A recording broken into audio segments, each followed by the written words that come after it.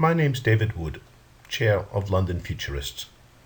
In the next few minutes, as part of introducing the scope of London Futurists, I'd like to say a few words about technology convergence, the technology singularity, and the hybrid age. A major factor in modern life is the accelerating progress of technology. A key factor responsible for the acceleration of technology is technology convergence, interactions between different fields of technology. Improvements in one field often enable and even drive improvements in other areas. For example, take nanotechnology. As we gain more skills and sophistication in the ability to manipulate matter at the atomic and molecular levels, we're more able, therefore, to create new generations of computing chips that run more quickly but consume less energy. We're also able to create lots of sensors that are aware of features in the environment, and feed these to the computing chips, creating ubiquitous computing. As we have knowledge from nanotechnology, we can also apply that in improvements in brain sciences, because the nanosensors give us much more information about what's happening inside brains. And from that, we can infer more about the operation of the mind. In turn, that will allow us to improve artificial intelligence, whereby we copy and improve on aspects of human intelligence in the artificial intelligences that we create.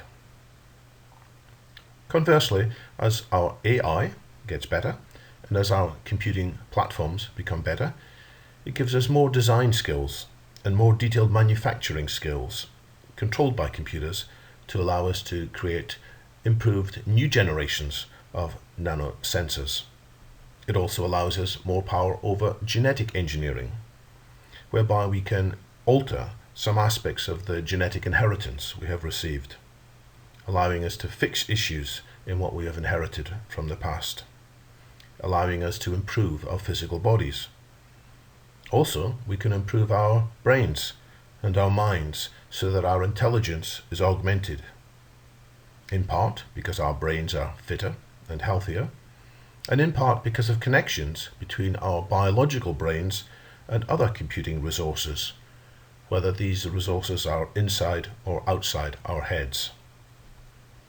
Another field that's impacted by changes in technology is the relatively new field of synthetic biology, which is the creation of new life forms. It's when we program not with silicon, but with DNA, in other words, with carbon. Just think back to the improvements that took place in society when, about 150 years ago, we started creating synthetic chemicals on an industrial scale.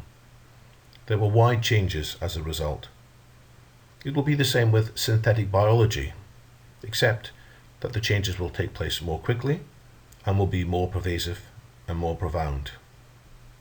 No doubt our insights from synthetic biology will help us to build even better robots of all shapes and sizes, robots that increasingly coexist with us. These insights will also improve our skills in regenerative medicine, whereby we are able to fix aspects of our physical body which have grown in need of repair. And last but not least, improvements in technology generally will give us much greater powers with geoengineering, whereby we are able to take control of parts of the global climate and other aspects of the entire planet.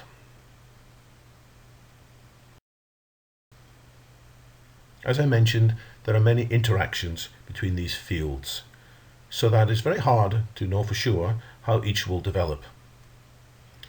People therefore talk about a possible singularity in the relatively near future to which all this change is accelerating. This singularity is drawn here as a black hole, indicating it's very hard to predict what exactly will take place in that singularity.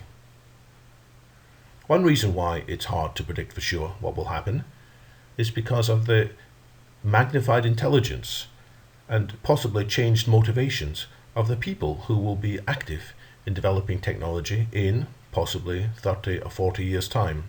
people whose intelligence has very likely been significantly augmented because of these other factors I've talked about. It would be comparable to apes trying to guess what their human descendants would be doing with human culture and human technology.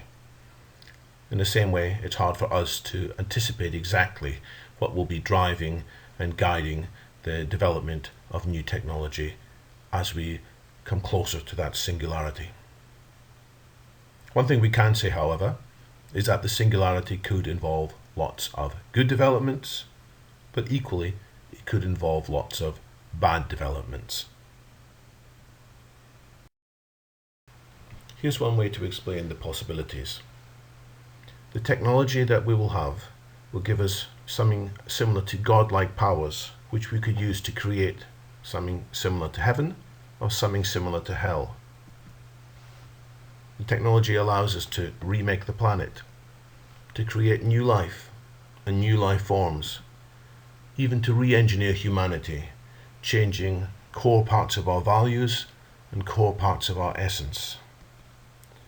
We'll have mastery over the energy that comes from the sun, energy from atoms.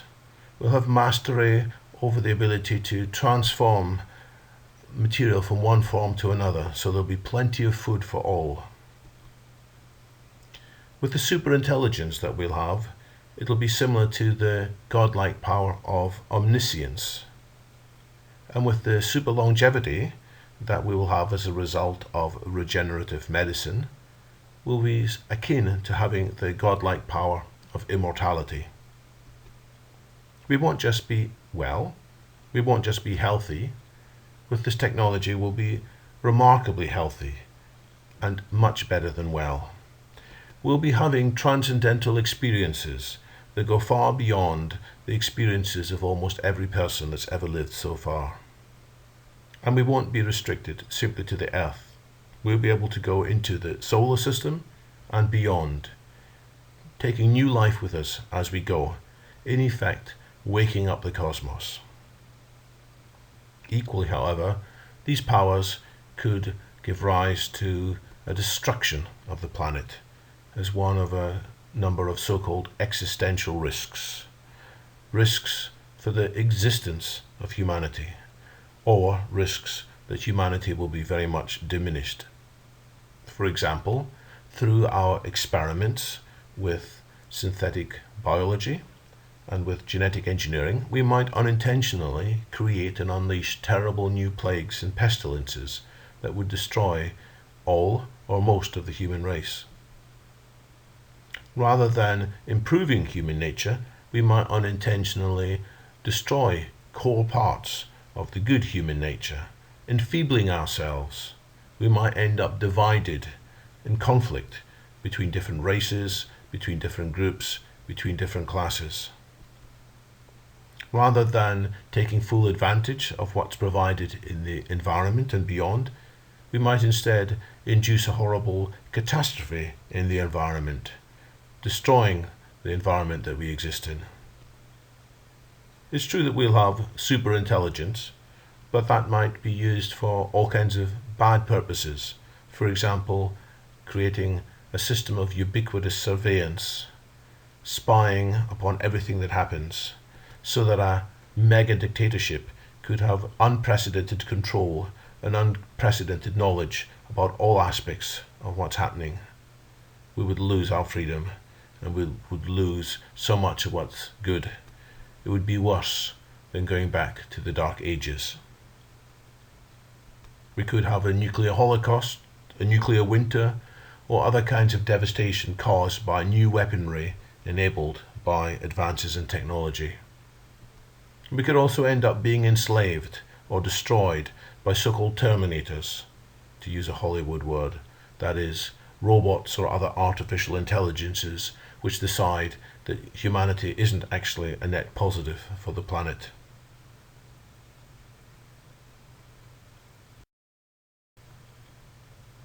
In thinking about the future, we shouldn't just consider what might happen in a possible singularity in, say, 40 years' time. We also have to navigate something in between, often known as the hybrid age. an age which is already getting going. It's an age in which machines and humans increasingly coexist, where human intelligence and artificial intelligence are often applied together to address issues. The hybrid age is an age when biology and technology are increasingly mixed, where we use technological skills in biological situations and where we use biological skills in technological situations. The hybrid age brings, therefore, enormous risk coexisting with enormous opportunity. It's an age of huge interconnections, and these interconnections may well be almost too complex to understand. The rate of change may well exceed the capacity of understanding of politicians, business leaders, pundits, preachers, journalists, analysts, everyone. It will be clear to people that the old ways of thinking, the old paradigms will, to a greater or lesser extent, all become inadequate. And this will drive people to search anew for meaning and search anew for direction. For this reason, London Futurists focus today on answering two very important questions. Questions which we should clarify before we go too far into the minefield of the hybrid age. The first question is clarifying what is technically feasible, as opposed to some hocus pocus or some mirage. How can we distinguish between science fiction and science fact? Secondly, as we understand what's technically feasible, we have to decide what is really desirable. Which aspects of power should we desire? Which aspects of power should we avoid? How then can we build a world in this hybrid age and possibly towards a positive singularity? These are questions that are of the utmost importance in the present day, and that's what we try to consider through London Futurists. Thank you very much.